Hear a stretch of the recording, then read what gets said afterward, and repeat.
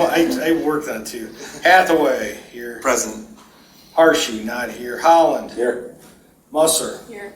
Sloan, not here. Stites here. Smith. Tankenau. Here. Thank you. Introduction of new board members. So we've had some changes with Mark stepping down, some other changes. So I got Gus joined the board, volunteered to join the board. It was approved by the trustees. Sandy as well joined the board recently. She's a business neighbor of mine. You guys want to just introduce yourself, tell us what you do, how you're related to Scio for everybody here. I've been here 32 years with the business, the Uptown Coney, and I have several properties on Jackson Road. Some I built myself and some I bought them. Yeah. So again, he's been working along the Boulevard. So were you here before the Boulevard was built? Yeah, and helped through that. And again, he owns a lot of property up and down the Boulevard. I think there's actually 8 properties on Jackson Boulevard itself. I don't know if you own anything else, but that's in the DDA. So thanks for volunteering. And Sandy? I'm an attorney. I've been on Jackson Boulevard for 5 years. So it does a lot of estate planning, family law, business law, a lot of other things, and was, just talking about what's going on in DDA was willing to help and participate. So thanks, you guys, for volunteering. Yeah, thank you both. Welcome. Audience participation. Is everybody out there on Zoom with their hands up? No. No? Oh, yep. Rob There's Patterson. one. Hi, Rob. Pam. Boyd. Go ahead. There we go. It says 5 minutes. Hi, Rob Pattinson, Scio Township resident. I see that the Z Road Boulevard is back on the DDA agenda for today. And I just want to remind the DDA that the Z Road Boulevard project is all about Mavid. That 3 or 4 years ago, they came to the Planning Commission with a proposal to put 484 residential units, a hotel, a strip mall, and 2 restaurants onto the 29 acres of the Xerox property. And they wanted to shoehorn all of that into 29 acres. And the Planning Commission told them that this was not an appropriate proposal for the property and for the township, and to come back with something better. And we never heard from them again. And now, instead of coming back with a proposal, they've chosen to go about the Z Road Boulevard proposal. And that $4 to $6 million that project is going to cost should be paid for by Mavid, because it's their project that is going to introduce all this increased traffic. And not only that, if they came back with a more appropriate proposal for that property, the Z Road Boulevard would not be necessary. So I just want to remind the DDA that there's more to this Z Road Boulevard than just widening the road. Also, at the time when Mavid was before the Planning Commission, we asked them for results of the soil sample testing because of all of the chemicals that Xerox used for decades over there. We would like to know what the level of contamination is over there, if there is any, and if there is, what that level is. We've never heard back from Mavid. So that's another issue for the DDA. And that's all I have. Thank you. Thanks, Rob. Any other guests? Yes, Pam Boyd. Hi, Pam. Hi, thank you. So the map that you have enclosed of the Z Road Boulevard, I find it a little perplexing that it's an older map and hasn't been updated. Of course, there's the concern in our neighborhood of having the stoplight at Stonegate and Z because of the cut through that would happen. The other thing is, I don't mind this if Mavid had wanted to move along with MDOT the exit ramp off of westbound 94 onto Z. But I don't know if you've noticed, and I just confirmed this with Washtenaw County Road Commission. They just had a presentation on their yearly road construction, but you may have noticed that MDOT has put in structures at the corner of the exit and Zeb Road. And so any thought of moving the exit ramp to accommodate Mavid that ship might have sailed already. I did get an update from Washtenaw County Road Commission. It is an MDOT project for those lights going to a more permanent pole structure, and that due to supply chain issues, that project has been slow to finish. Thank you. Thank you. Any other guests? Thank you. We'll address some of those when we get to those topics. Approval of minutes. It's listed as draft in your kit. There's a big draft on it.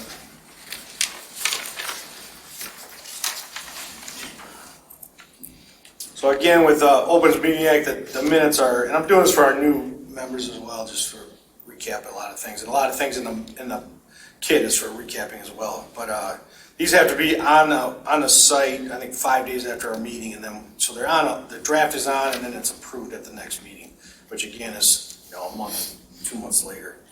So this was our last meeting in March. So just go ahead and take a look at it, see if there's any corrections.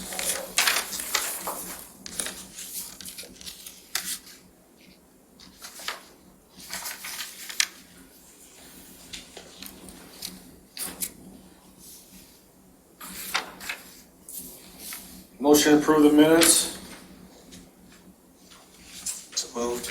Second. Aye. All those in favor say aye. Aye. Motion passes. Minutes approved. Thank you.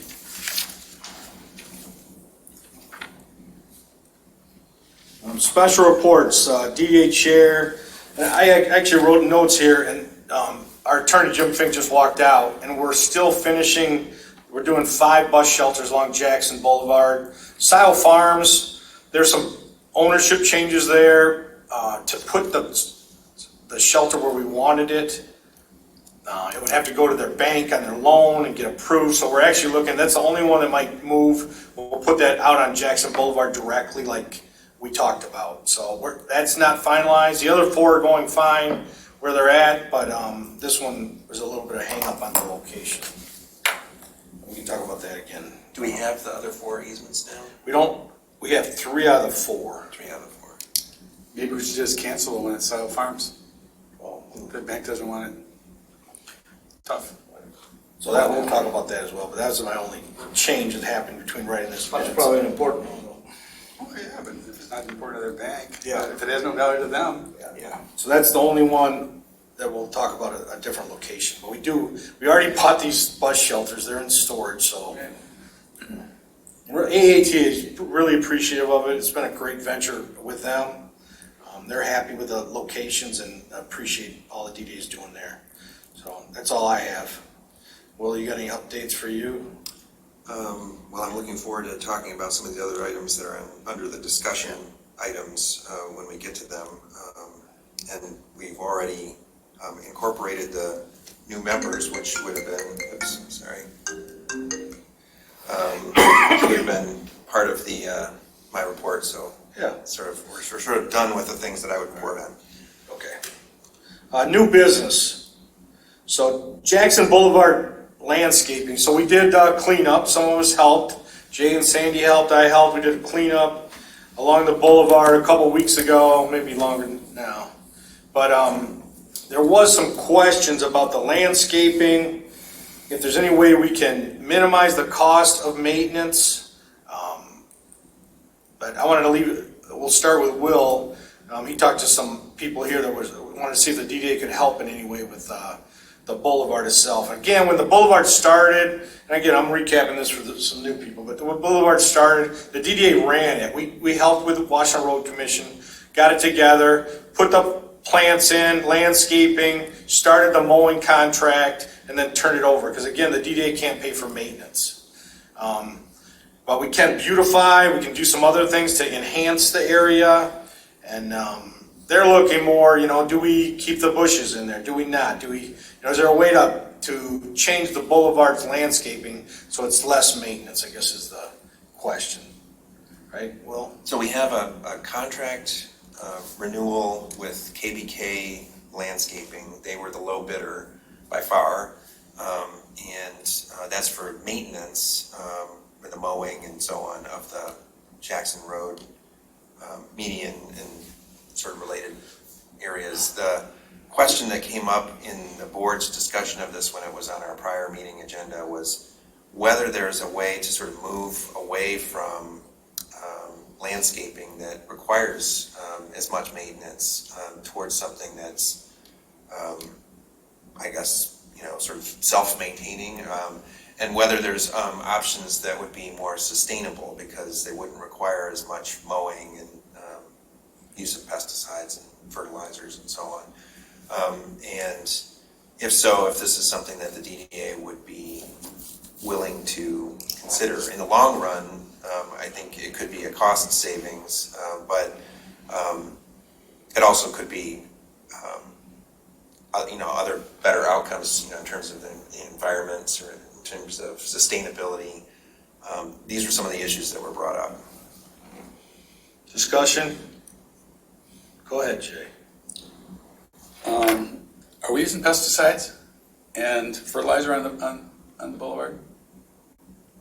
My understanding is, every time I brought up to you, maybe we could keep the weeds and stuff down, and that would be beneficial because they grow faster than the grass. I was just told that we weren't doing that. I thought that was like a township thing. I see them out there with sprayers sometimes. I Right, thought. okay. And I've thought about this a lot, and there's, because it comes up from time to time. So our choices are pavement, Stones. gravel, stones, Yeah. grass, Has prairie grass, which also takes maintenance. Uh-huh. Anything, but what we have there probably has the most, at least we get some infiltration. Uh-huh. I guess we could turn it into stormwater detention, but then then it's a hazard. I mean, this is the discussions in the past. Do you have to fence it at that point? Could someone get out there and drown or, whatever? Probably be a good use, but it still has to be maintained, whether it's taking out the silt or whatever. So we always seem to come back to the same thing. I think we've done some positive things in the past. I know they have reduced the number of planting beds, and they've changed the varieties some. And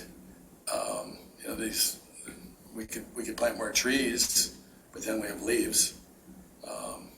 So I'd like to hear what other people have to say as far as, is there a way, well, how much are we budgeting for that? What's the proposal from KVK? Well, that's what I'm trying to find here. So I've got the contract. I was looking through to see what the scope of work is, to see if it answers the question about spraying pesticides and so on. I don't know that Gus, it's... what do you think? I think what we got over there right now, if you yank the bushes out, is your best shot because you gotta get those bushes out of there.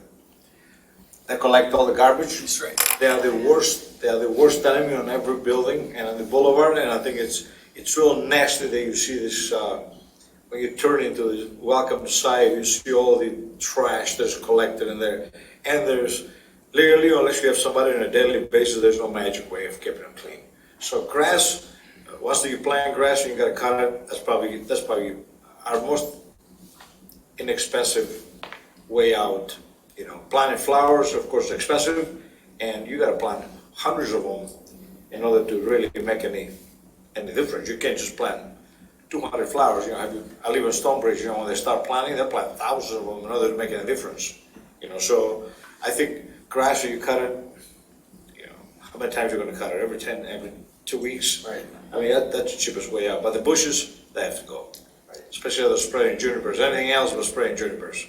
Those are, you plant a small whipping something, a small tree. If you want another tree, a small whipping tree, like a cherry or something like that. They're real beautiful, Or you can just leave a grass, which is, they'll save you most of the money. Right.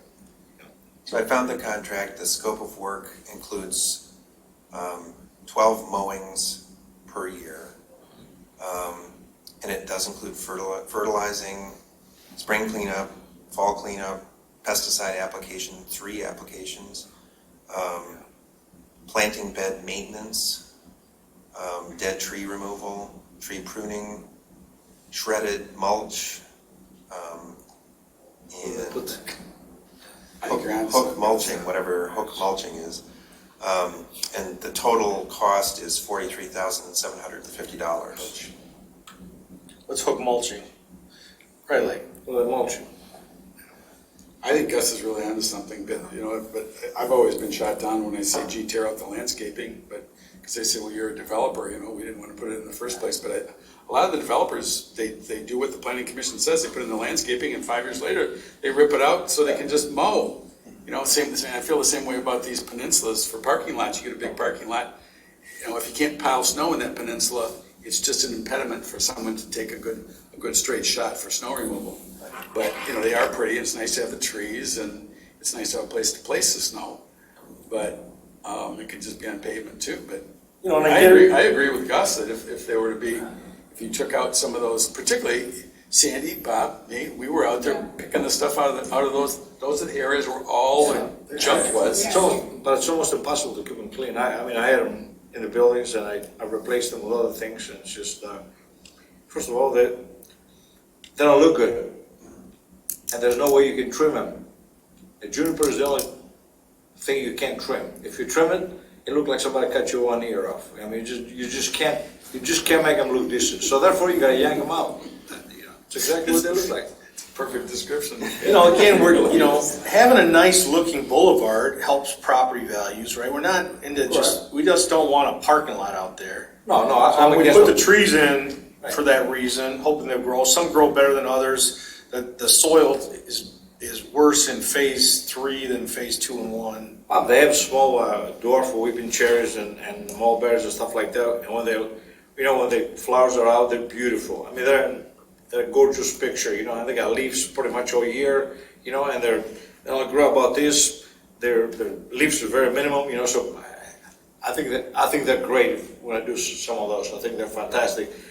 Definitely. I'm sorry, what was that again? The weeping cherries and weeping mulberry, but dwarfs, not the ones that grow 30 feet. So when we were switching contracts, we kind of did this too. We made a landscaping committee that came back with bids and other alternatives. I kind of want to do this now with us. Have a couple people put together look at the boulevard, see if there's any plans to reduce maintenance costs, but also keep it beautiful. I think we should replant some trees out there. I can, I get the trees. I got a guy who give you a contract, does a wonderful job. Don't know where he'll be at, but I'm pretty sure it's worth it doing it. So like when you go up down Zeep, the light, you see those rocks that are filled in, and we did that 10 years ago or something because we had some grass and it was just weeds, and we put that in. It serves the purpose. Nothing's growing there, but it's not very attractive. Is this like a rain garden thing? No, the rocks we did. No, right down at the Z intersection. Road intersection, because Those rocks, that used to be dirt in there, and things would grow, and so we put the rocks there, which it does solve the purpose. It's low maintenance, but again, it's not very attractive. So, so I don't know if there's a couple of people that want to help look into this. We can talk to the maintenance, see what they're thinking. We've had IHA at the hospital. Some people want to take a part of the boulevard and they would take care of themselves, but we wanted some consistency all the way up and down. You get one person that takes care of one, they get fired from their job, and then it's a mess. And they had this problem on State and Boulevard as well. They got some new landscaping issues. So I think it's something we can dig into. Definitely help with the maintenance and the beautifying part. Well, if they want to take care of the part of the boulevard, why don't you just have them write a check to the DDA for an X amount of dollars, and we'll have the same person do it. It's going to cost them some money. Well, they might want to plant flowers and do something that's really. Yeah. Well, if we have a The rest of the standard, boulevard look like not so nice. Well, exactly. So that budget, that amount for flowers and everything else, they write a check to the DDA, and we do whatever we do on the entire DDA. We're not going to do what they say. We're just going to keep it up and it's gonna help us maintain it and put a better trees or whatever.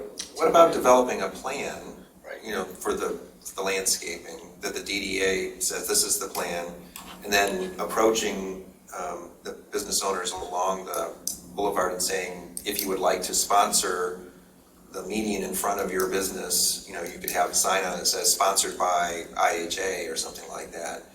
And then we could calculate what the cost is and they could contribute that way. If the motivation is on their part is they want to make sure that it looks nice in front of their business, I'm guessing that that's where it's coming from. Then that would be a way I that think they it's could coming from the contribute. maintenance department, trying to keep the costs low, right? We, Our maintenance. well, yes, but the township is, you know, has to pay the maintenance costs. So if there's a way that we could create a mechanism for business owners to contribute towards that cost, that would be great. But I think what Gus is saying is right. There needs to be some kind of a uniform plan for, you know, because we don't want to just have, you know, Right. something in one section and something else in another section. We want it to sort of look like it's planned. Perhaps you can enhance the boulevard on the part on both entrances, like with a ton of flowers or something like that, so when they're turning from this side and they're turning from that side, they go, wow, that's beautiful, and they keep going. Perhaps the two ends, you know, or. Do we have like a Yeah. plan that before that we can turn to? Yeah, and we can look through past notes and minutes and find that. With the, What I'm looking for today is just a couple people, 2 to 3 people to help with the landscaping committee. To put together these plans that we can, I mean, again, it probably wouldn't start until next spring, but it would give us time to kind of put together a plan. Yeah. Can we get a budget for a consultant to help us with that? Yeah, That's we what I have, was we have headed consultants. Right, because, you know, I think when we start talking about, if you take the mulching out of the budget and the trimming of the shrubs, you know, granted, I thought for years, I thought that the trees in the medium need to be limbed up so they grow taller instead of thicker at the bottom where you can't even see across the boulevard.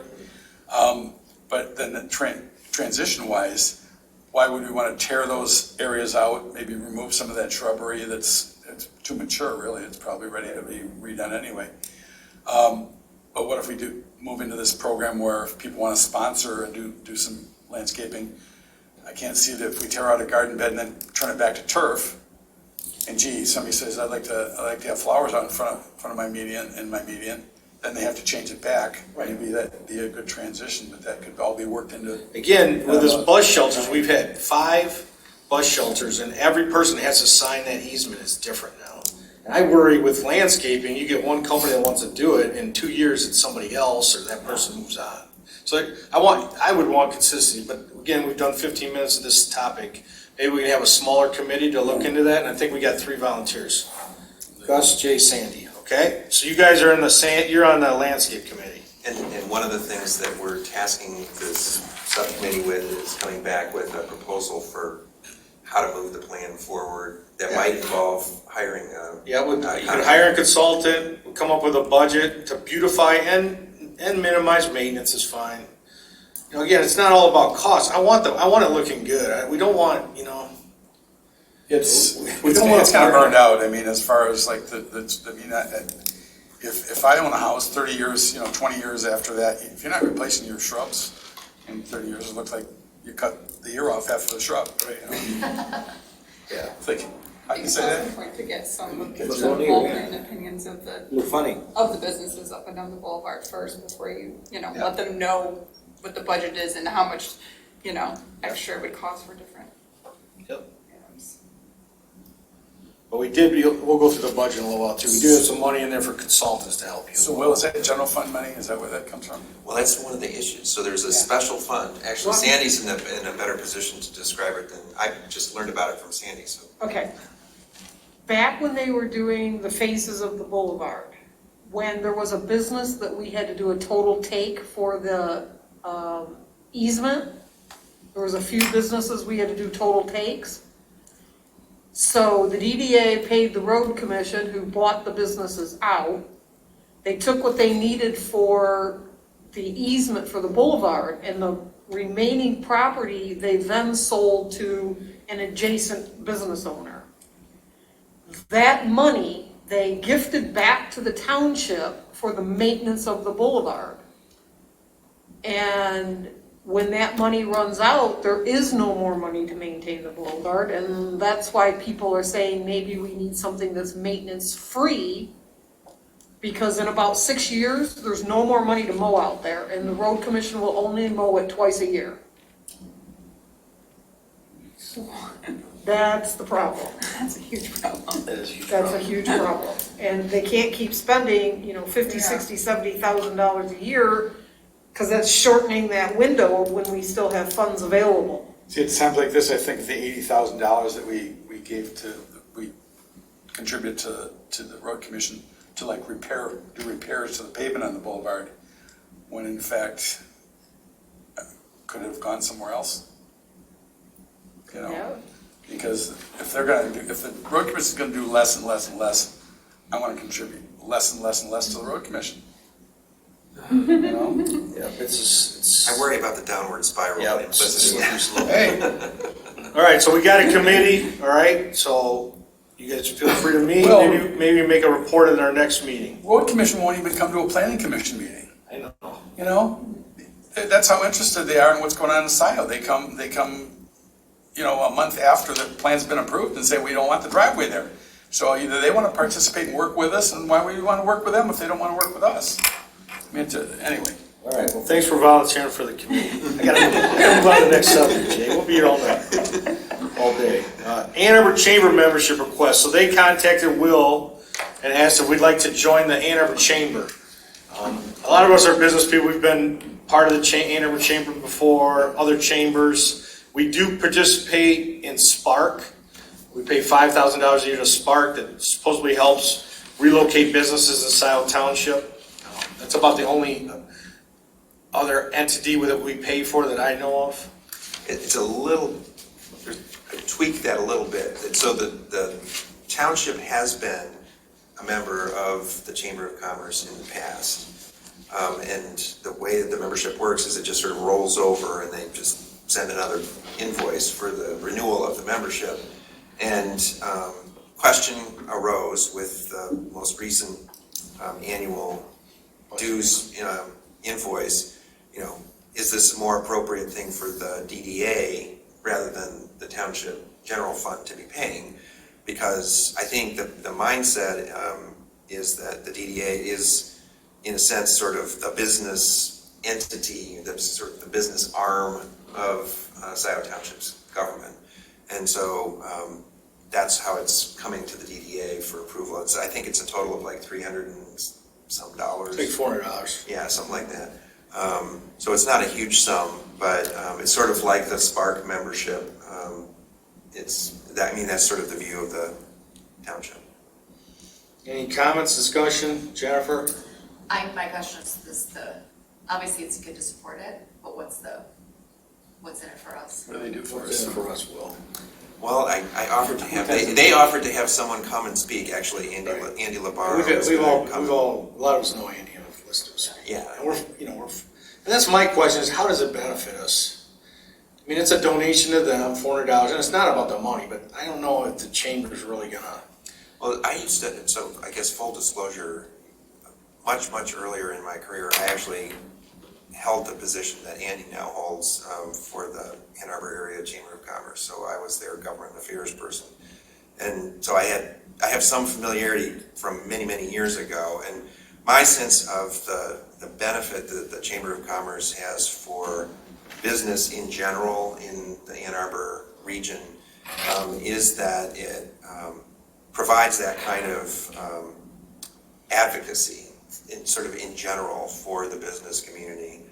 That's the thing that having a Chamber of Commerce does. It sort of knits together the different businesses, provides a way for people to sort of interact, and so it's sort of a forum for economic development in and of itself. But the chamber, in theory. Well, I mean, whether it succeeds and to what degree it succeeds, that's another question. But that's the purpose it serves, and it also serves as an advocate for business in general.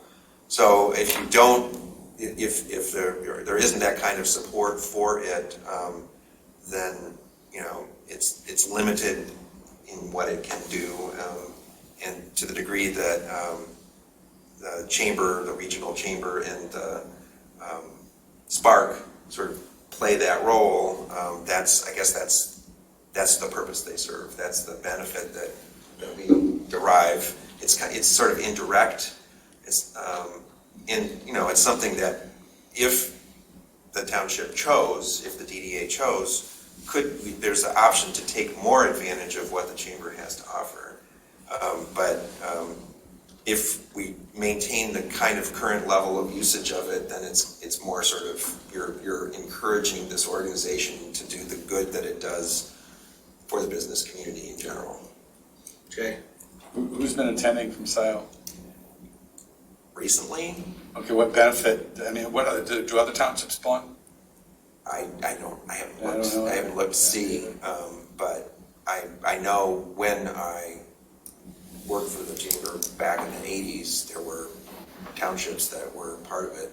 Part of what I did was to try and bring local government together with business people. I don't know to what degree that's happening now. I used to belong to the Chamber of Commerce, and my experience was I joined and they asked me for more money.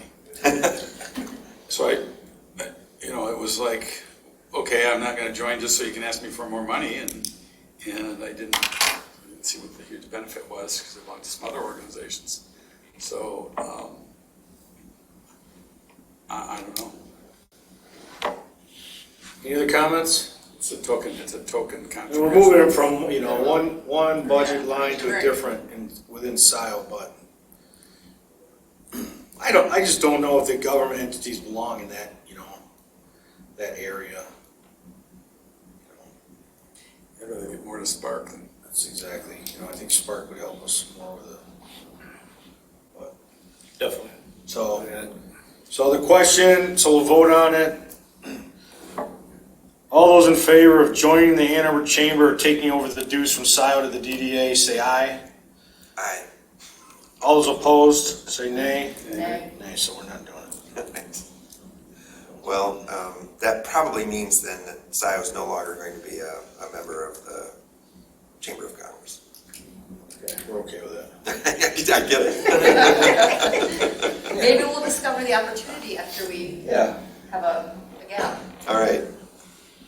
Oh, they do a good job, just not, and I don't think it's, it would help us as the DDA, so. All right, we could buy a tree with that. I think a tree would help us more than doing this.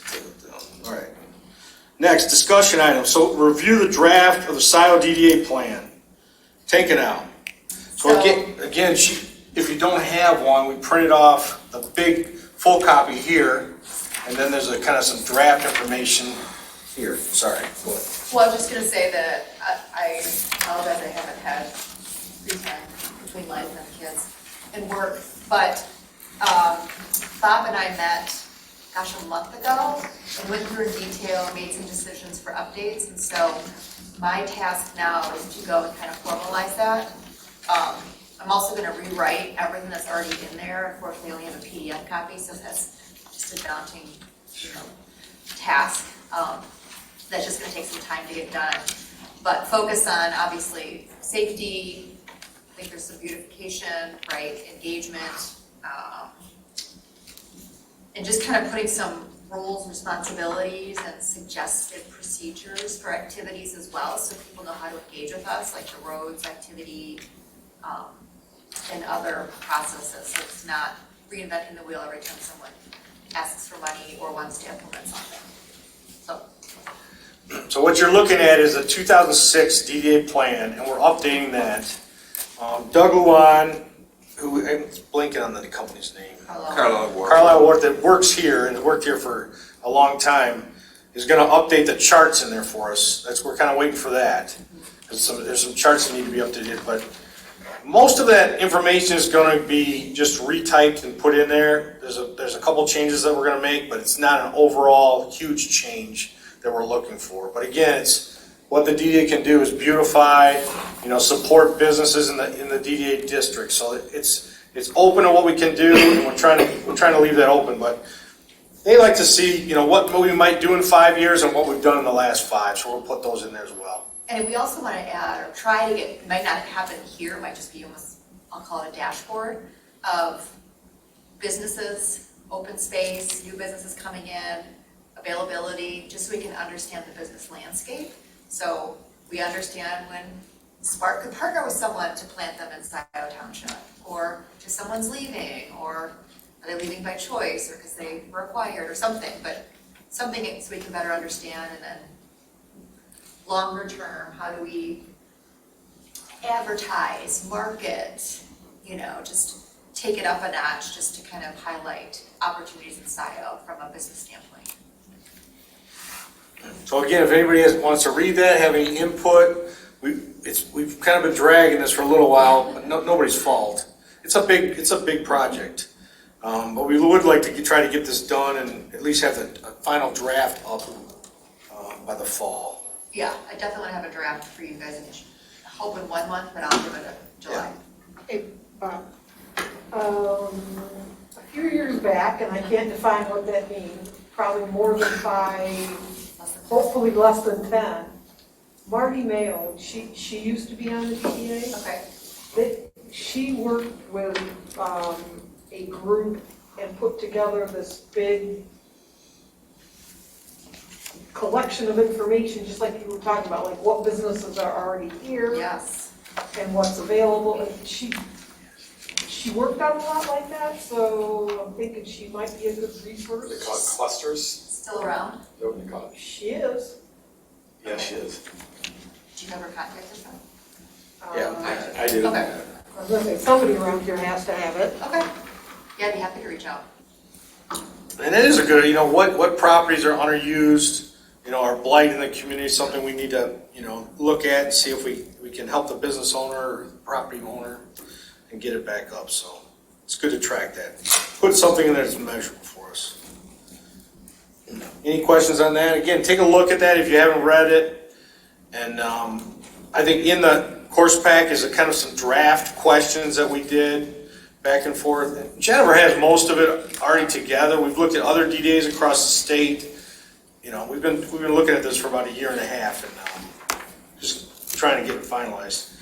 Again, I think if we get the charts from Doug Lawan, we'll be a lot closer. So I'll give him a buzz again. I know he's been busy, but see if we can update those charts. Are you expanding the DDA? No, we can't. To expand the DDA, we'd have to go to the state, so the lines aren't expanding at all now. We're not expanding the lines of the DDA. So we talked previously about talking to Bill Upton. Yeah. That was more on extending the DDA time-wise, I think, wasn't it? It wasn't really the master plan as far as... No, but we ought to at least talk to him about it because it certainly would affect our master plan. Or our long-range planning. Don't you think, Sandy? I mean, don't you think he'd have the kind of the key to the... He would probably be the best resource for things in the past, absolutely. He kept all of that, he did projections. I think he'd be a very good resource if He he's had willing to long-term help. cash flow. He had long-term cash flow, and the other thing he did is when we had to extend the DVA before, I think he was heavily involved. Anyway, so I think Yes. Marty wasn't. All right, any questions on that? So again, Jennifer, thanks for all your work on that, and keep going. And any input from anybody else on the board, let Jennifer know or myself. Any other questions on that? Update on the North Z pedestrian path and possible road enhancements. And again, what the guests talked about, I did put just a picture. And again, it's more for just information. We've got some new board members here of what we've looked at in the past. It's not exactly what they're looking at now, but it's just, again, to familiarize yourself with the area. The MAV property, which is across the street from McDonald's, has been blight and underdeveloped for I don't know how long. So, MAV is working on a project there. They had some suggestions that they're not going through, but in the same time, Washington Road Commission said they need to fix the road out front for $4 to $6 million before anything can go on that property. So there's kind of still a stalemate. You know, hopefully it'll get worked out. Maybe there's something that could go in there without some major road changes. But and we look at this because our board looked at it as a possible way to help by bonding again. And as a DDA, we can bond just like we bonded Jackson Boulevard. So, you know, we could issue a bond to help out with that road project going forward. Will we do all of it? No. But that could be a solution down the road. I think, you know, MAV doesn't know what's going to happen right now. Washington Road Commission doesn't know what's going to happen right now. I think there's nothing going forward yet, but if it does, you know, we might be able to help with some kind of solution there. And this was a drawing from OHM, but I don't know if OHM did this or MAV paid for that, but just a rendition of possible solutions. Actually, the township paid for this. This emerged from the discussions that started actually before the current board took office in November 2020.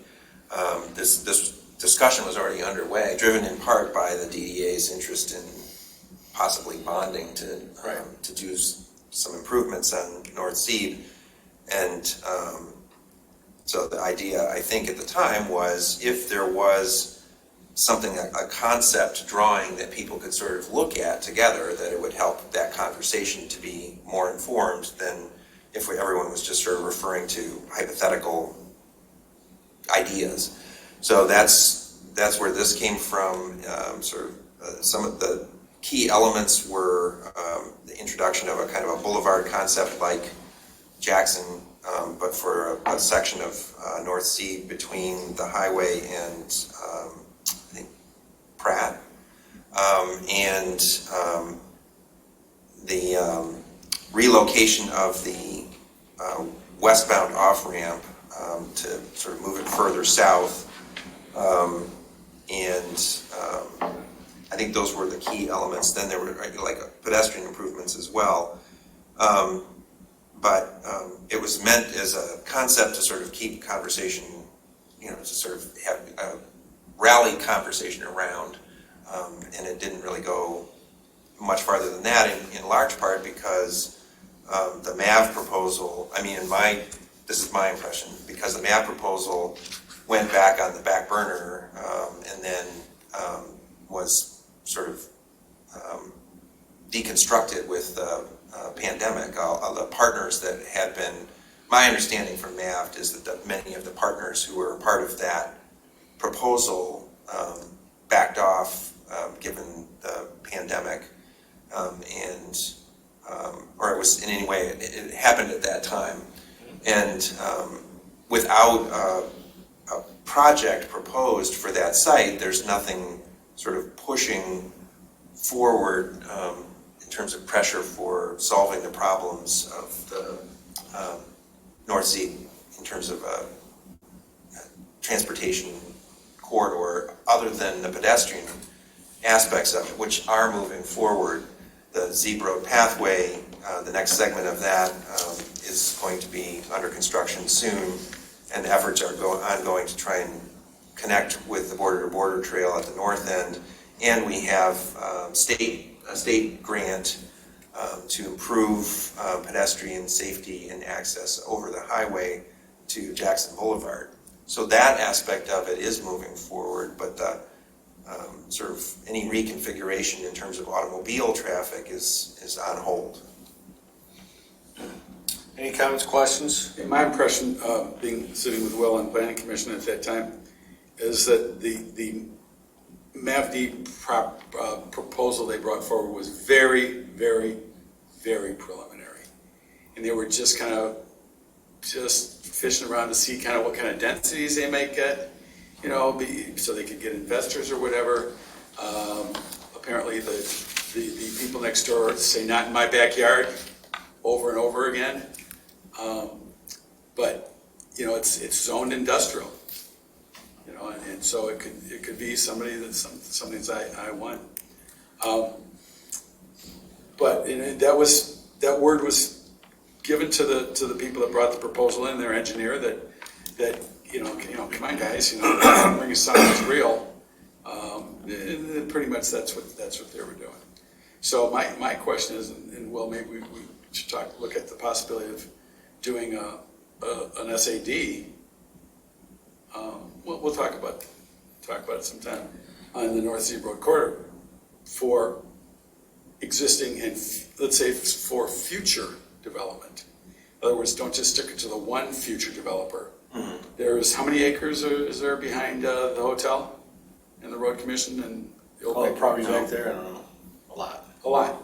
And why shouldn't the future developers of that be paying part of that freight for loading that road? I mean, the residential people haven't, and they can't now. I mean, but when those developments came in up the road, they didn't have to pay.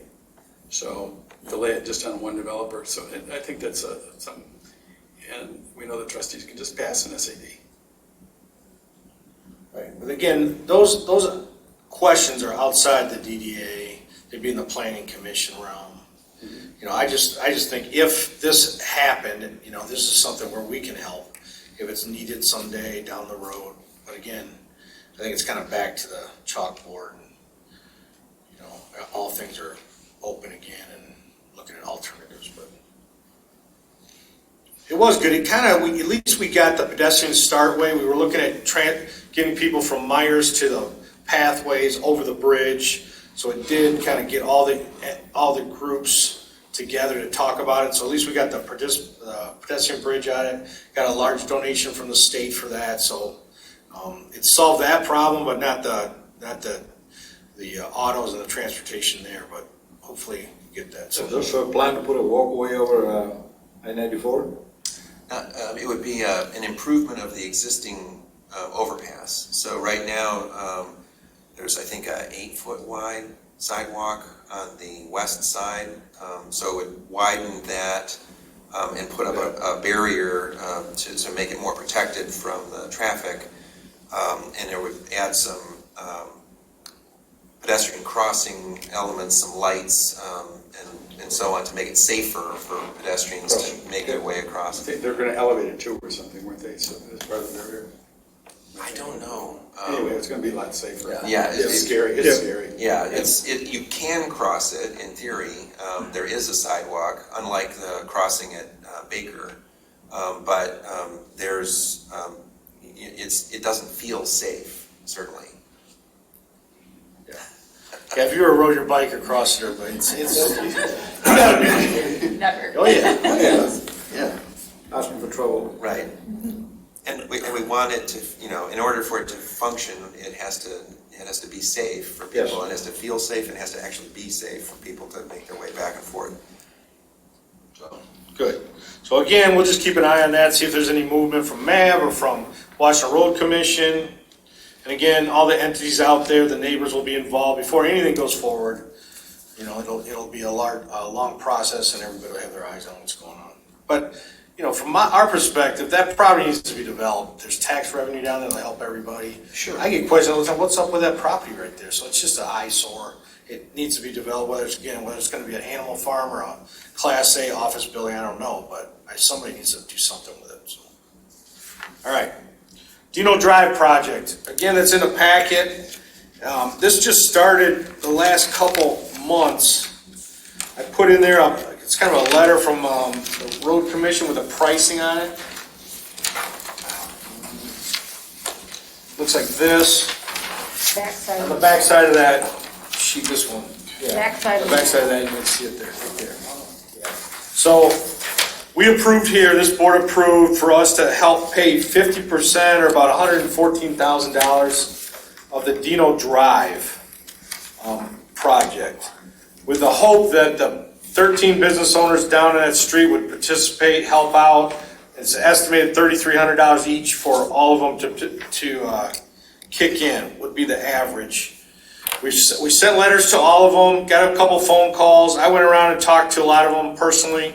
There's a big trucking company at the end, and they already wrote a check for a donation to help with this. They realize that they do use the road a lot. There's a company down there, and they're going to participate. They've got about 200 employees, and there's a lot of cars that come in and out. If you go down Dino Drive and back, it needs to be done.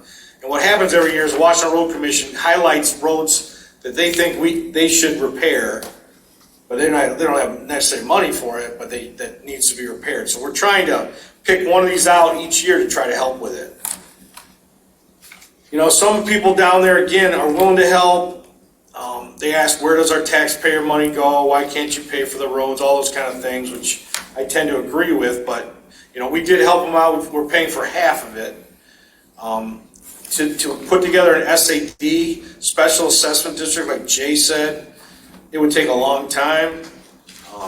That could be a way to pay for the rest. Going around and trying to get everybody to kick in to pay for it is easier. But, you know, I don't know if we'll raise, we're gonna raise some money. I think we'll get $50,000 to $100,000 from the business owners there. But again, it might not be all of it. Well, what's it take to get an SAD proposal, like just pull together the basic, just the basic budgeting and stuff for it, so you can kind of say, well, gee, would people go for it or not? Well, the way that the township has done it in recent years is a sort of a two-phase approach, which really is almost like doing two different SADs. So the first SAD is for the engineering, and then the second SAD is for construction. And for each one of those, there's multiple public hearings and a vote, and then the work has to occur. The way that these two function together, the two steps, is that the engineering produces the cost for people to consider in the second SAD, which is the construction SAD. And the reason the township started doing it this way is that the township got burned a few times doing the engineering and then having usually it's a neighborhood, say, oh, well, if it's going to cost that much, then we're not interested. And then the township's left sort of holding the cost of the engineering.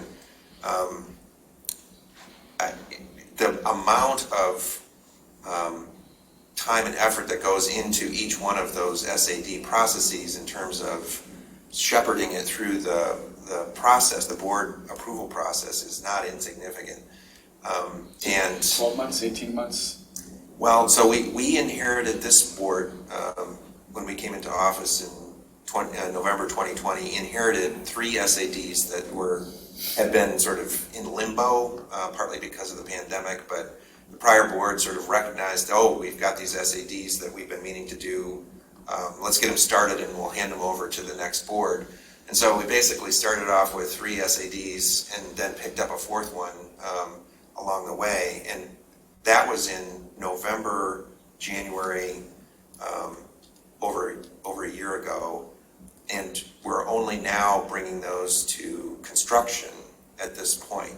And it took a lot to get those through the Board of Trustees. Now, part of that is because the Board of Trustees had new people on who were unfamiliar with SADs. I think, you know, a more experienced board, they might have moved a little faster. But the bandwidth within the township government to sort of shepherd these kinds of projects through is limited.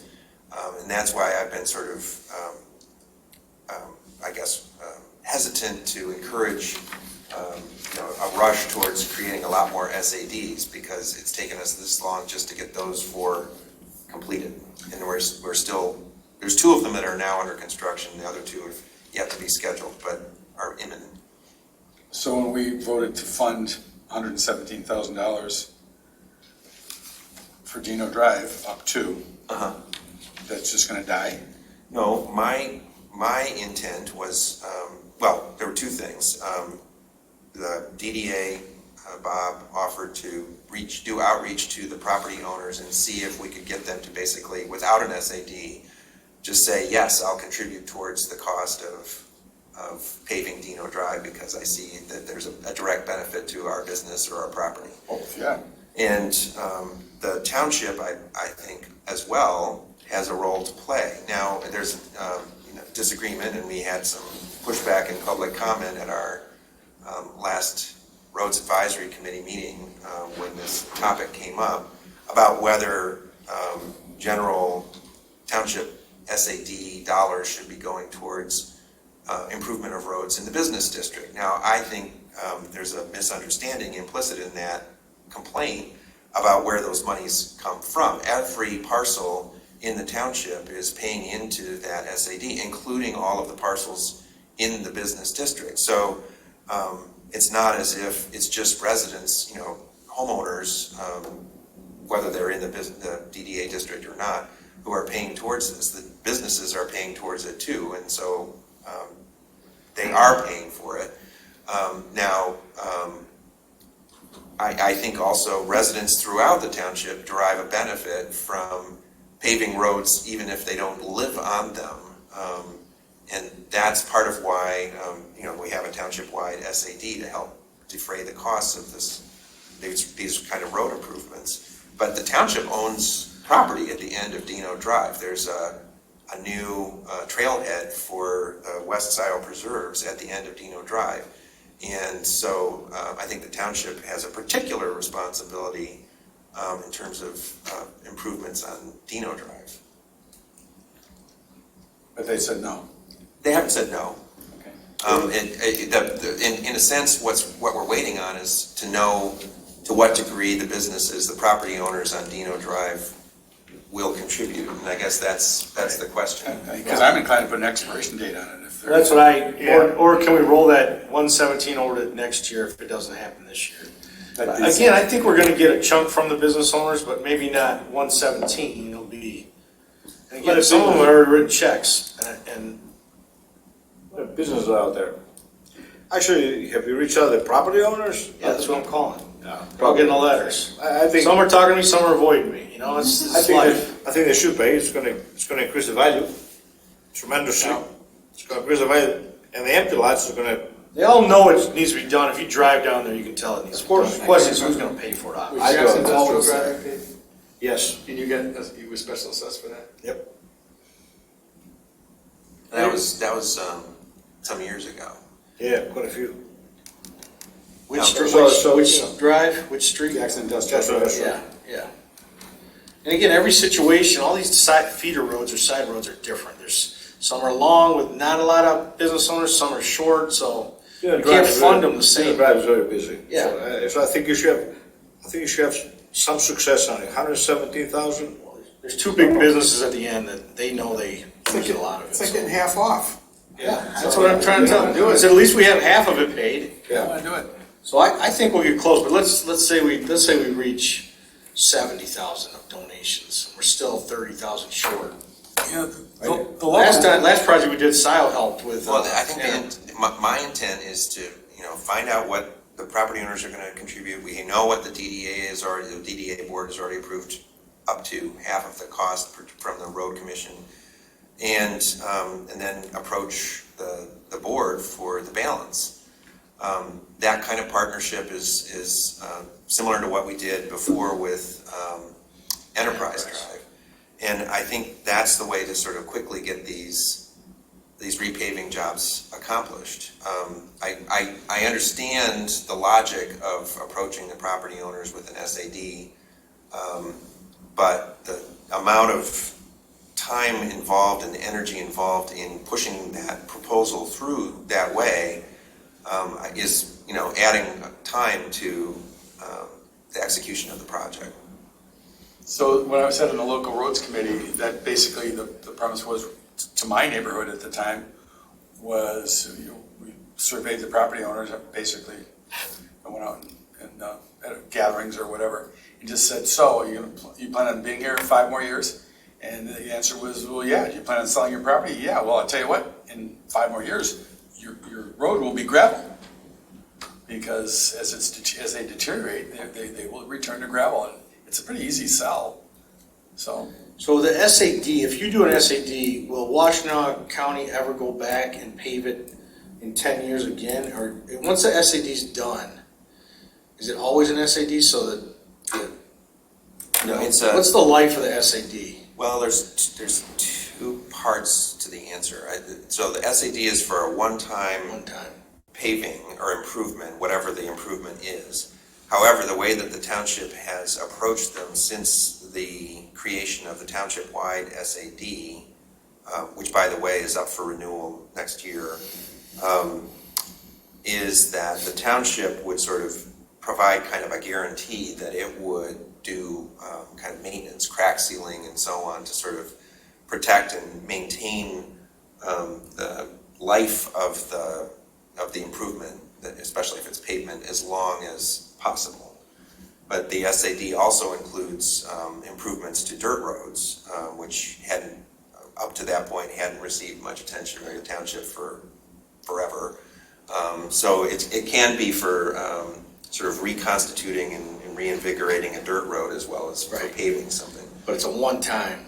But yeah, SADs are generally for a one-time improvement, and then people can either, property owners that are in the SAD can either pay a lump sum of the cost up front, or they can spread out the payments, usually over 10 years with interest.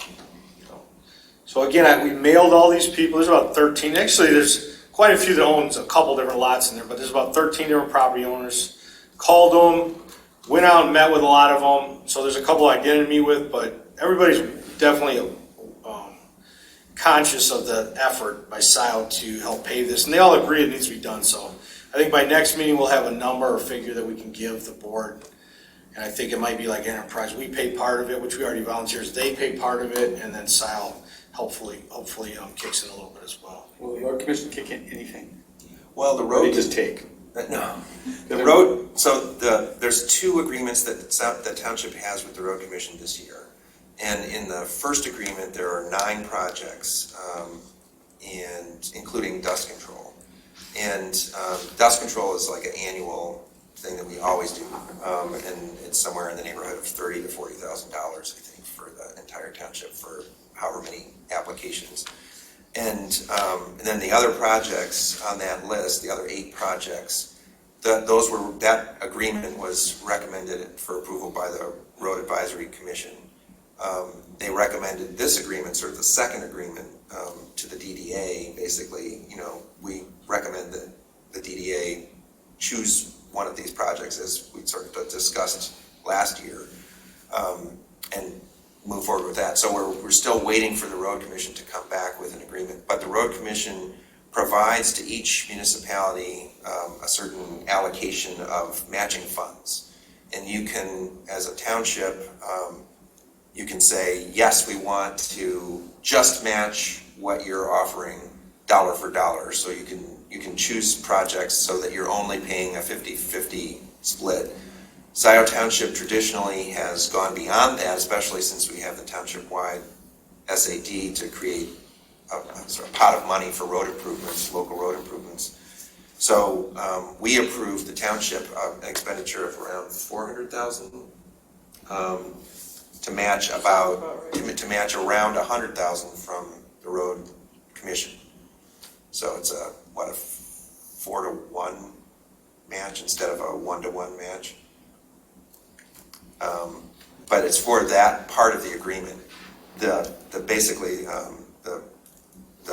second agreement is looking to match with the DDA, but there are no road commission dollars as part of that mix. However, the road commission will do the work,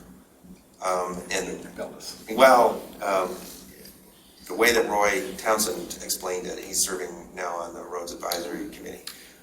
And has some inside knowledge because he, up until a couple of years ago, worked for the Road Commission.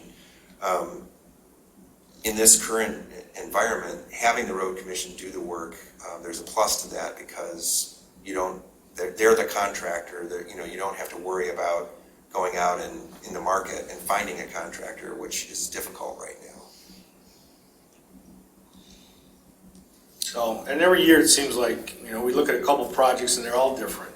Again, up and down Jackson Boulevard. So I think by next meeting we'll have more information on whether these property owners want to participate, not much. But drive down there, and again, we got a park at the end. I don't know where that park goes or that pathway. Can you take dogs down there? No dogs. On a leash. I know people want to let their dogs run free, but there's, it's a nature preserve, so we're trying to strike a balance. I mean, there's some people who say there should be no dogs, even on leashes in nature preserves, but that has not been the township's policy. But there's a path that goes all the way through and down to Park Road.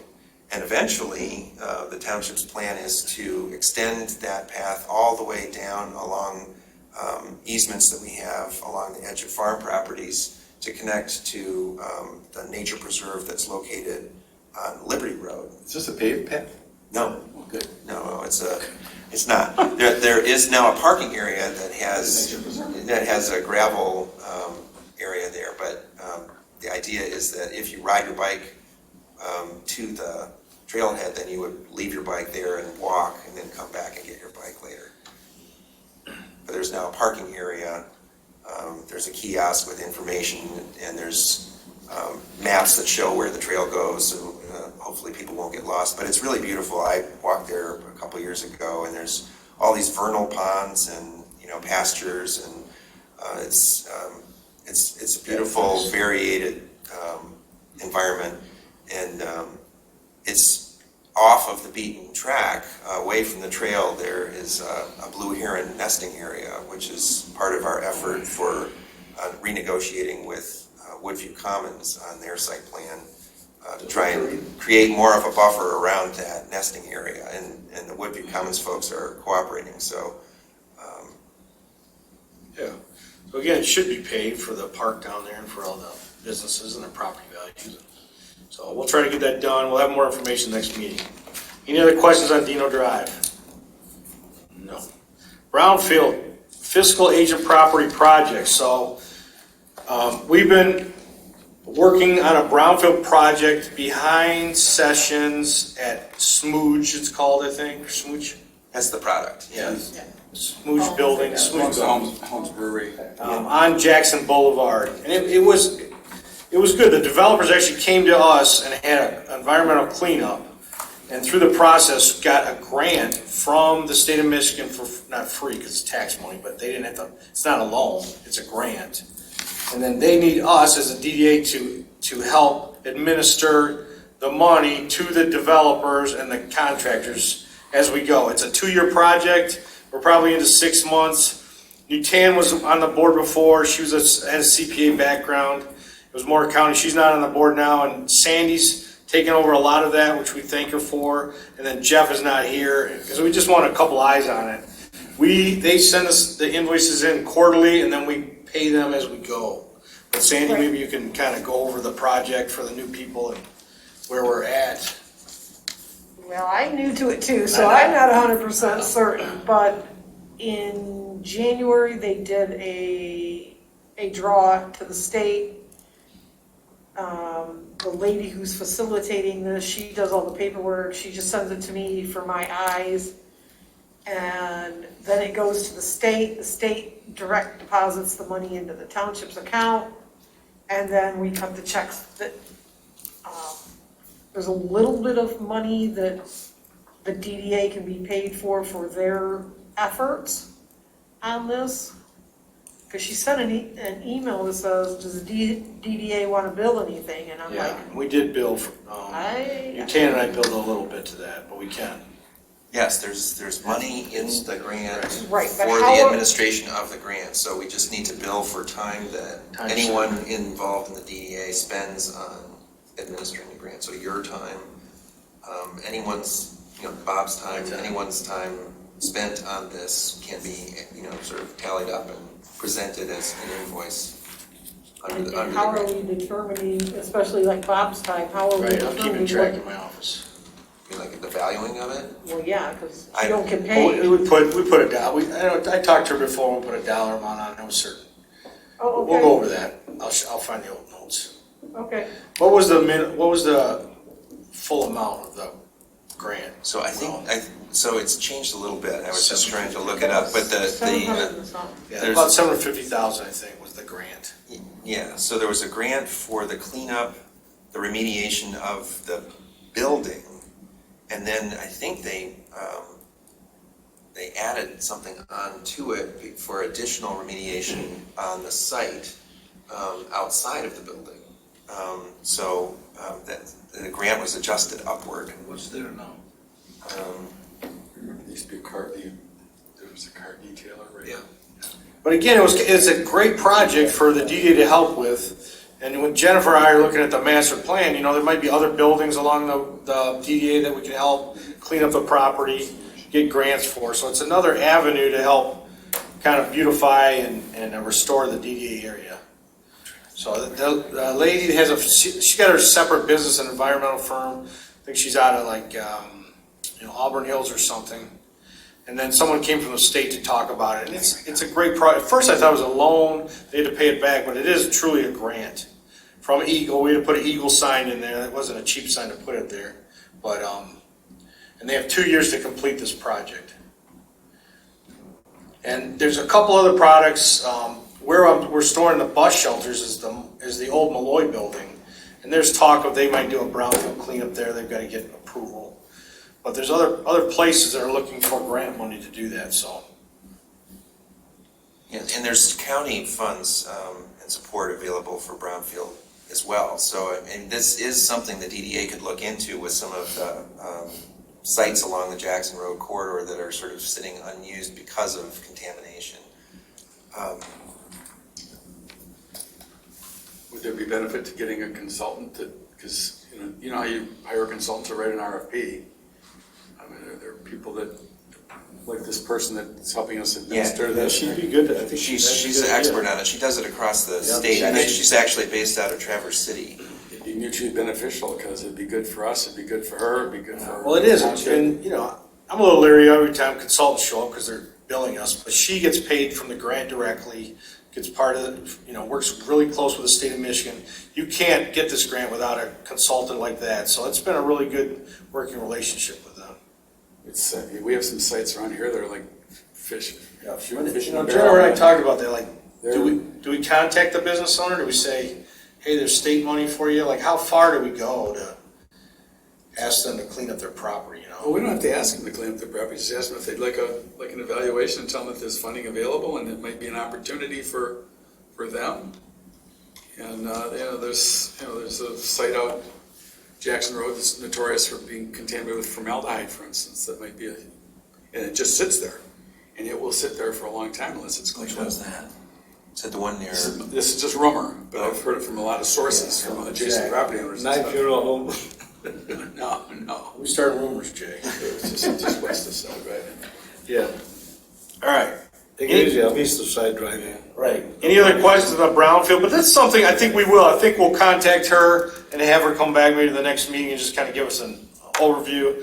Again, I wanted Jeff or a contractor on that just to have, because I don't know what an air conditioner, you know, I'm not a builder or contractor. So Jeff has been CC'd on all the emails and is supposed to be helping track that. So we'll have him make another report at the end of the. Yeah, her name is Ann. I can't. Yeah, I'm trying to find her all. But yeah, she was very helpful. There's a guy locally who works for Washtenaw County on brownfield stuff, and I think we could bring him in too. If this was an avenue that the DDA wanted to pursue, I think that would be really great to see if we could sort of start some of these properties that are just sort of languishing. There's one that we've been working on that I think the owner is finally moving to demolish. That's right next to the Print Tech.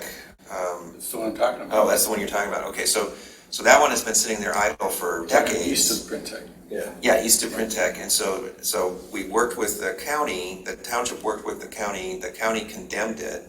The owner is moving towards having it demolished, and one of the considerations was the presence of asbestos in the structure that is to be demolished, and how to do that in a way that is environmentally safe.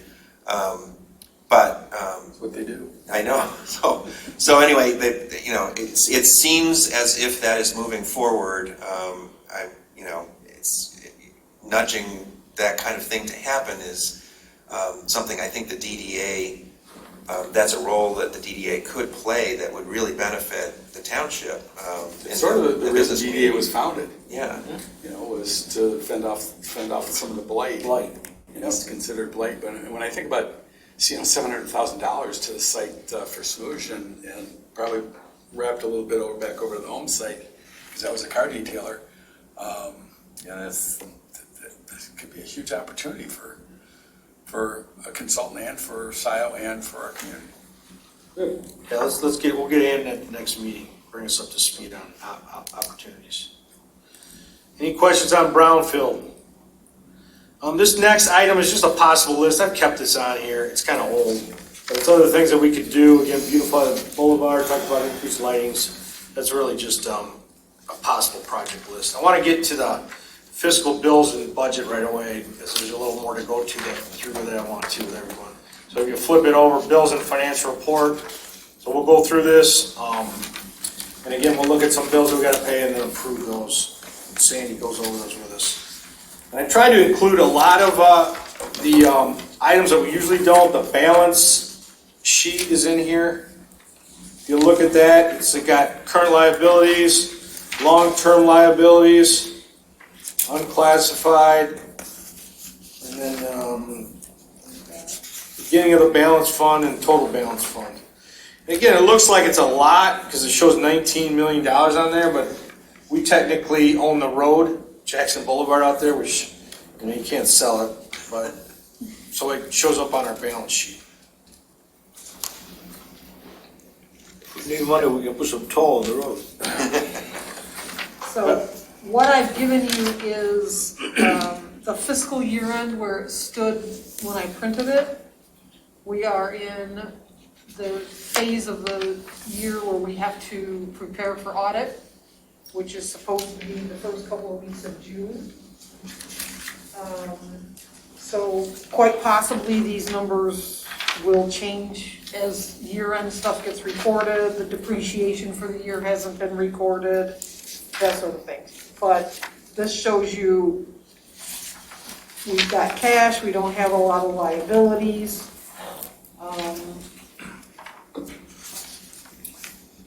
And in the past, we haven't spent a lot on smaller projects because we thought we would do phase 4, move the boulevard down farther down Jackson Boulevard, which we're not doing. So we do have quite a bit of cash that we can use on projects. I always look at it, the bonds, we pay about $1 million a year, Sandy, I think. Yeah, it's about $1 million. So we're still paying on bonds out there. I think we bring in about 1.7 million in tax revenue. So every year we have an excess of about $700,000. 100 of it now, it doesn't have to, but it's part of the budget for the sidewalks that passed. So the DDA collects about $75,000 for that new millage that went through. So, I always think we should use $100,000 a year towards sidewalks. But the rest is really up to us and how we use it. I have a question on the administrative reimbursements, Sandy. How do these compare to what we paid last year? The 4,500, that has been the rate that Spalding set with the DDA board well over 10 years ago. Because it used to be we'd keep track of copies and we'd bill per copy and we'd bill for this and that. And Spalding just wasn't having any of that. So that has been a long-standing number. The 93 for this year is incorporating the 4,500 that I always paid, plus the 4,800 you used to pay me. It got wrapped into my Scio Township check. Gotcha, so one's for last year, one's for this year. Yes. Got it. Thank you.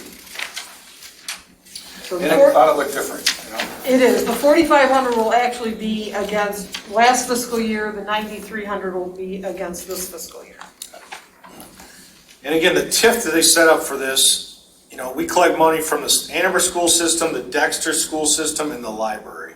And it was all negotiated back when the DDA was started. We take about a 1% amount from that. I guess we could take up to 2, but 1%. And they were fine with it, so everybody agrees on it. But that's where our revenue comes from. It comes from WISD, WCC, Washtenaw County, the township, and the libraries. We're no longer allowed to collect from the schools. Okay. That was back in 1994 when they increased the sales tax, reduced the property tax. That was all part of that negotiation. All right, I thought we still collected from there. Yeah, no, that ended in 2004 because you could only collect until that last bond that was issued in 94 was paid off, which was a 20-year bond.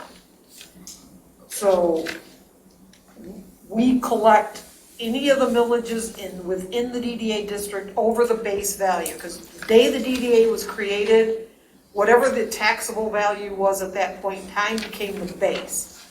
The DDA has to guarantee that income on that base. Anything over the base, we collect, and at the time the DDA was created, they agreed to split back 50%. So we're actually only collecting 50%. Okay. So if you actually look at the next sheet past the list of bills, this is the DDA capture. Right. It's not in Okay. color, but. And it shows exactly who we're capturing from, how much, and what you'll see, if yours was in color, you would see there's a lot of red, but you can see the parentheses if it's in black and white, especially like on the top section when you get to the real IFT. Is everybody looking at the same chart? Okay. It's dated 5/3/2022 at You'll 11:32 a.m., You'll right? see there's a lot of Like negative 55. numbers. That's because Yeah. the taxable value has fallen below the base. So the DDA actually pays those units back out of their other capture for that base. It's not a fun calculation. And when the state changed how we're doing personal property, you now see in Ann Arbor schools, again on the top line, where there's now a negative in personal property. Because much of the personal property has been exempted. And so the DDA was created in '88, right? Sounds Sounds probably about right. I So started that in was- 91, so that sounds about right. So that's when the base was calculated. And what you're saying is that in If- some ways we're below the base from 1988? Yes, in IFTs that makes sense, right? Because you grant an IFT for up to 12 years. So at the time, a lot of the businesses had industrial facility tax abatements. Okay, so when the IFTs were brought into it, there was a lot of them, right? So that's the base. Well, those IFTs have fallen off and they've moved into the ad val rolls. So your ad valorem went up as the IFT went down. And now we're collecting 100% of the tax instead of 50% of the tax. But we still have to honor the base, because in theory, right, if you had $100 you were collecting on an IFT, it becomes $200 when it moves to the ad val. So the ad val has to then guarantee the base of the IFT. It's still an increased collection, but it looks backwards, if that makes any sense. I'm so glad she understands it. Feel confused before you are now. Definitely are now. Well, basically what it amounts to is if your business was there and you had gone to the state and the township and said, I want an IFT because I'm building my business. And they say, okay. And you say, it's worth $10,000. They say, okay. So you only pay tax on 5,000 of it for up to 12 years, right? Because you get a 50% reduction. Well, when that 12 years expires, you're now going to pay on the whole 10,000. But if it was created when the DDA, or if it was in existence when the DDA was created, the base was 5. Their next value. Right, so the base was 5. 5. When that falls off, Right. it becomes now 4. a negative because it's gone, but over here it's now a 10. So we had to guarantee the 5 here to get the 10 here, is what it amounts to. You got it, Gus? Yep. Yep. It's clear as mud to most people. There's actually very few people in this world that understand this So calculation. the DDA comes out, the taxing authority comes out ahead, They're doing great, right? but It it does. has to pay something in order to come out ahead. Yes, Okay. it's kind of like pre-purchasing a policy. Sounds to me like cooking the books. Well, there's a lot of people who think that too. So The way the if government you, does it. Yeah. if you look at this schedule, you will see down on the 3/4 of the way down on the right-hand side where I've listed how much the DDA has collected through the season of taxes. We actually got over-collected by $24,365.64. So we have to write a check back to the township because we got more money than we, and most of that it came from the December Board of Review, the Quality Theater down there reached a settlement with the assessor that the building is basically worth $0. So that came off the rolls, so we gotta pay the tax money back. Really? Yes. But the land is still. The land is still valued, but the building has been set to $0, is my understanding. There's more about the bill. That was the argument. So that's one of the bills, and that's why I'm asking you to pay it. I move to approve the bills as, Let's just go through them, okay. you know. So there's Let's the just go refund of the through, so I'm looking capture. at South Township DDA Board list of bills. Right, You got that? It says vendors on the top, let's just go through that. All right. so. I'm just doing it. Yeah, the attorney has sent some charges for working on the easements for the bus shelters. We've got the overcapture that we have to refund to the Scio Township Tax Fund, and then we've got the 2 admin support, one for last fiscal year, one for this fiscal year, and then a small bill from Washington Engineering for the bus shelter project. Move to approve. Second. Any questions, discussions? Nothing? All those in favor say aye. Aye. Motion passes. Thank you. The bus shelter, we've already bought those. We bought those like 2020. So they're sitting in storage. I think they cost about $6,000 each. And then the work, the attorney's work, the engineering, the construction are going to cost about $6,000 to $8,000. So I figure they're going to be about $20,000 each in the end. And that's about what we budgeted for it. Probably a good investment. When they're For- done. Probably sell for today, yeah. They're nice. They got solar lighting on them. The guy that dropped them, I said, these are the best ones they make. So I'd like to see them. I haven't seen them in 2 years, but so hopefully we'll start construction on those pretty soon and get them done by the fall. But again, we paid Jim to help us out with the easement and work on that. Any other questions? Are we in old business? Yeah. Yeah. Let's go back to Scio old Farms. business. Yeah, Scio Farms. So again, Scio Farms, I didn't put a map, but if you know where Scio Farms is, you drive in, you do a loop, and they have a bus stop in there, and the Wave bus is what goes into the shorter bus. And the last owners were fine, like, yeah, put a bus shelter here, it's gonna be great, blah, blah, blah. Well, there's new owners now. They're not happy with the site, the bank has to approve it. It's not impossible to do it, but, you know, one is they wanna put, you know, move it around, so Jim and the engineer were talking, we were all talking about just putting it back on, because we don't need an easement on Jackson Boulevard. So we would put this other one back on Jackson Boulevard, right in front of Scio Farms on the east side. Well, what if we just set it aside and just say we're not gonna put it there, and when they develop, what's the one that Biltmore's doing? Woodview? Is that Woodview up at Baker? Well, Woodview's gonna pay to put in a Well, that's bus right shelter, there. so it would be, Redundant. yeah, we sort of want both bus shelters, you know, we want. For sure. Yeah, so we want. Let's move it The down. people live in let's move it Scio down the Farms, road. they'll use it. It's What's gonna wrong, what's wrong with putting it on this side of Scio Because we Farms? did, when we looked at where are the bus stops already, let's not change them, and we put shelters where, we picked the 5, we saw more ridership and Okay. picked those locations, so I think we do, just put it out on the Put street. it right on Jackson Road.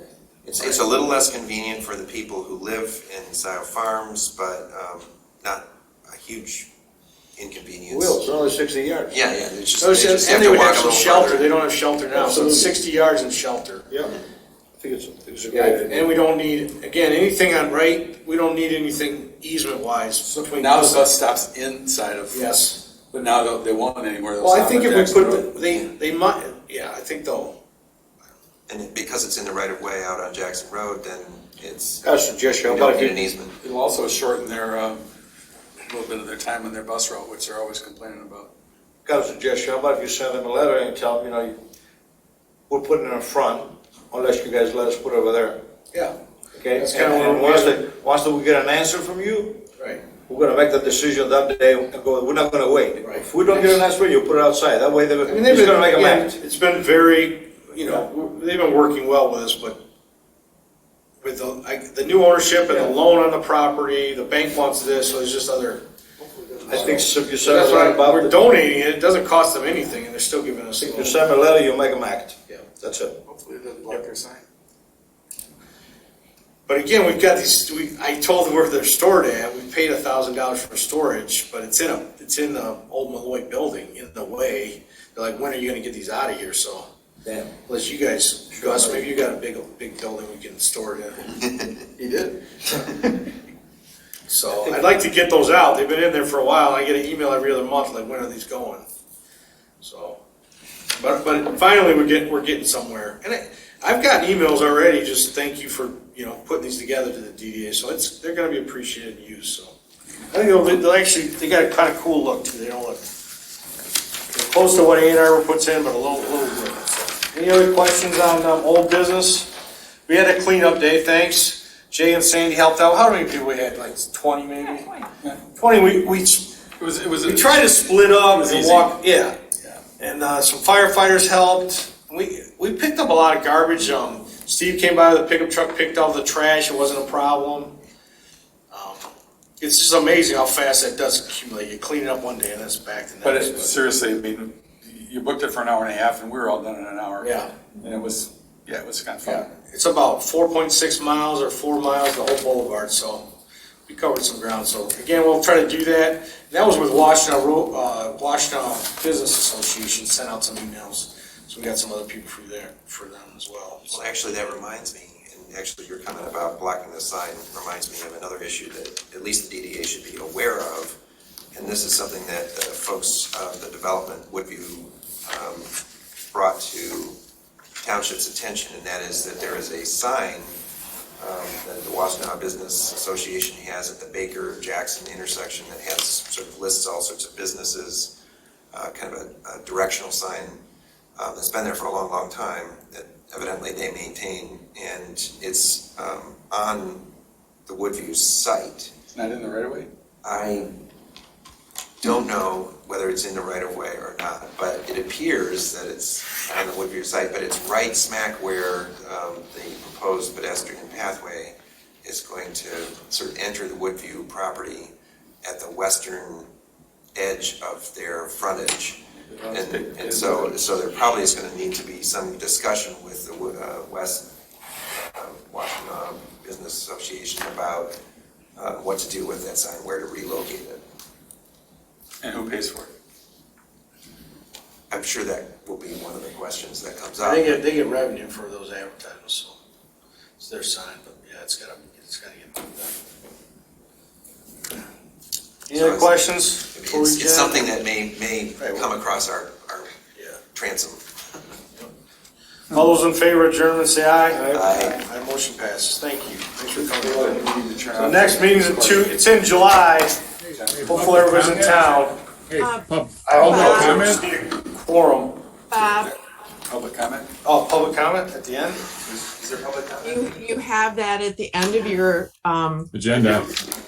You do? yep. Okay, if somebody wants public comment, I guess we have. Public comment. We have to reconvene. Yes, please, Pam Always Boyd. back to order. They have to reconvene. Comments or concerns? Yes. Get some more public comment. That's. We're not gonna adjourn yet. Bob, that's comments and concerns. Oh, comments, concerns, yeah. From us. That was from us, yeah. But Public that's- comment we're was the fine. beginning. Yeah, I think the DDA only has public comment at the beginning. It's the board of trustees has public comment at both. We'll can we do 3 minutes each, so? Bob, that's fine, I'll be less than 3 minutes, but on your agenda, it has public comments, you're It right. doesn't say public comment. This is really for the other board members' concerns and comments and Audience concerns. participation is number 4, but okay. It's okay. We'll listen. Yeah, go ahead. Thank you. I agree with you not having the Chamber of Commerce, that the Oh, yeah, sorry, I'm flustered here. Joining that. What I didn't hear during the discussion was proof of success. That what has the chamber done for Scio Township when they were a member? So I'm glad you voted not to join. The other thing is, as far as Mavit is concerned, we neighbors have never said not in our backyard.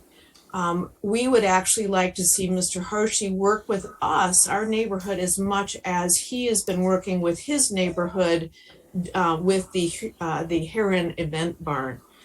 We would really like to work with Mavit and Mr. Hershey on that. Thank you. Thank you. And name and address? That was Pam. I Pam? think. That was Pam? Yeah. Okay. Thank you, Pam. Anybody else? Rob, you have any comment? All right, nobody. So again, we'll, a motion to adjourn the meeting. So moved. Second. Second. All those in favor say aye. Aye. Motion approved. Thank you. Thanks, Pam. Since we already printed these, you might want a copy of it if anybody else wants one.